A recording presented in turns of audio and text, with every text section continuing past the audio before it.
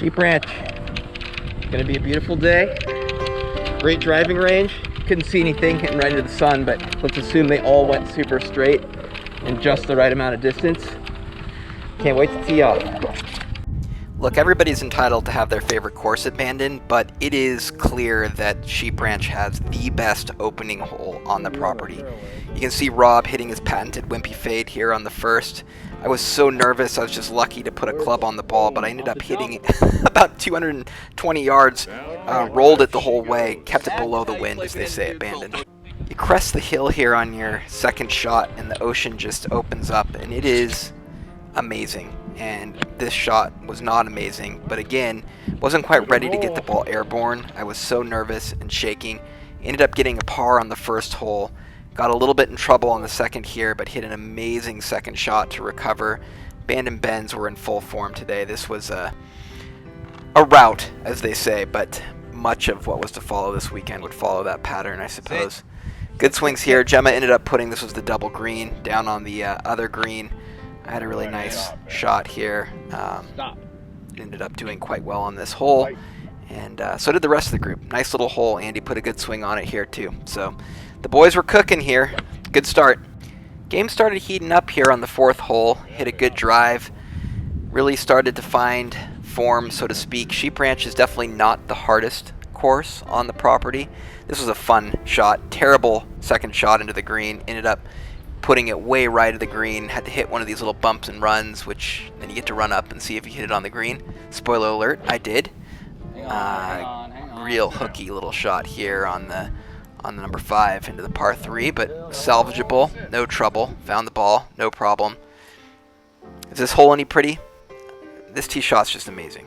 And your boy here piped one right down the middle, which would have been the longest drive on the long drive hole.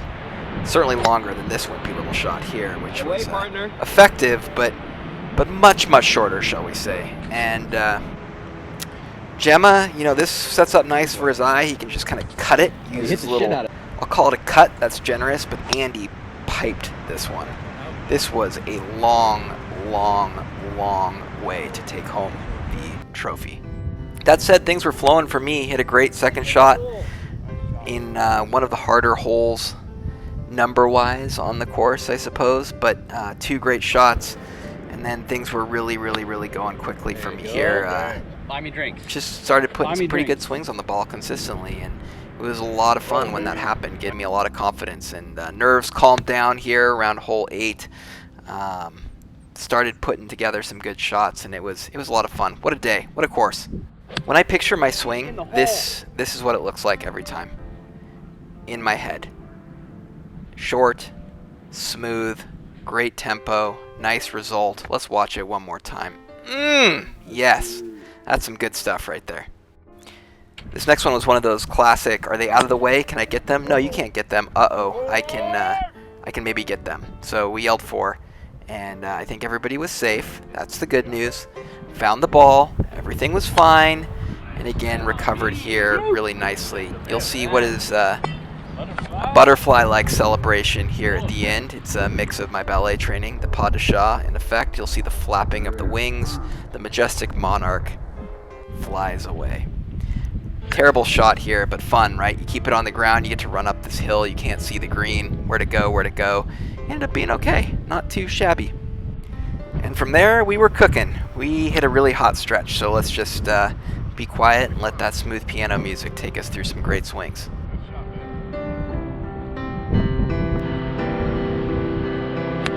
Good shot. Benjamin. Good shot. Tucked right in there, man.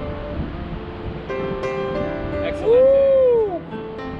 Capture hole 18, but that's okay. Got a great one here on 17, and 18's a short par 5 that really is probably more of a par 4, but this was a great way to finish the round. Till next time.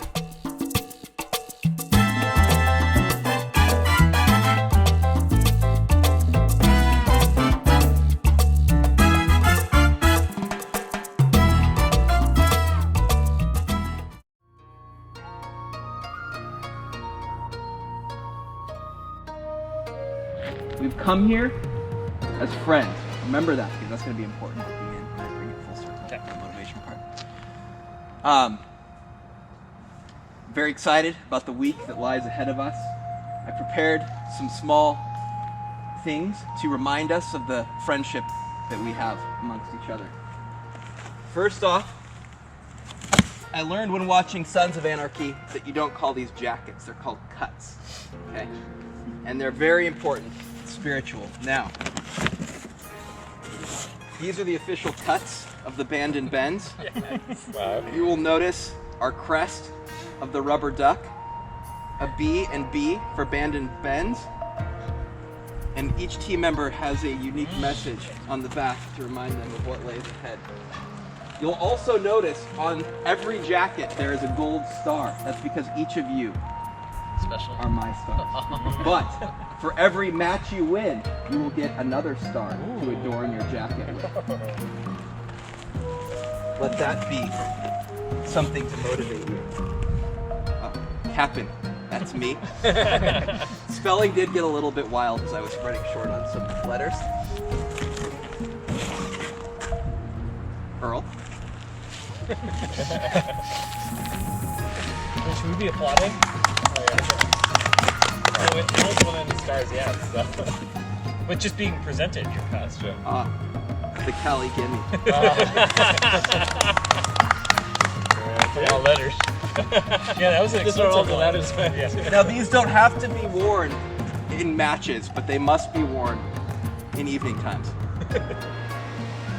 The Dragon Lover. Oh, that's all letters too.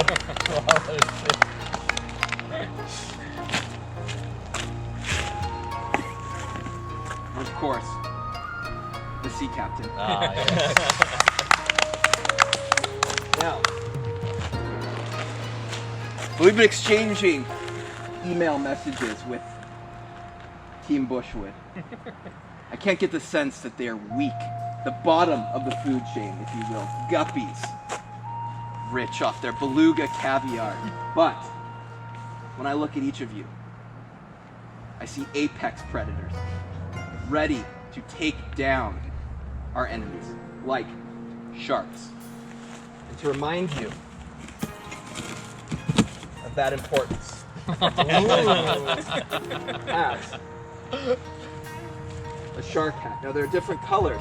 These don't have to be worn during matches, but at evening times, just to let them know the apex predators we are. For all our other matches, these must be worn. Again emblazoned with the crest of the Bandon Bends. I wrote all of your names on the bottom so we don't get confused. Daddy did that. Last part. In this part, I promised myself I wasn't going to cry. Rob, what is the greatest 9-part movie franchise of all time? Fast and Furious. And who is our patron saint of the Bandon Bends? Vin Diesel? I don't know who that is. What's his name?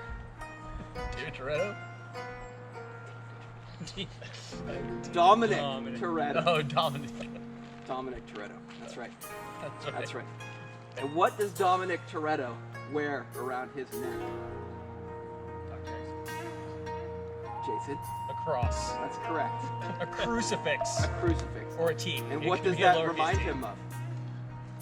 The love of his father? No. Family. Family. And this is where I bring it full circle, because we started this as friends. But as of this moment, we'll become family. Ooh, this is really good. Now I don't know. Is it legally binding? This is legally binding. I don't know Dominic Toretto personally, but I do know the name of his jeweler. And each of us will wear these in evening times to remind us. Uh-oh, this one. Oh no, they're not broken. You have to put it on yourself. Or each other. Whatever is more romantic. This is evening wear. This is evening wear. Just to remind you of family. And each other. Is my neck going to turn green when I wear this? Probably. Okay, just checking. If it burns against your skin, that means it's working. And that's it, everyone. It's going to be a great week. Thanks, man.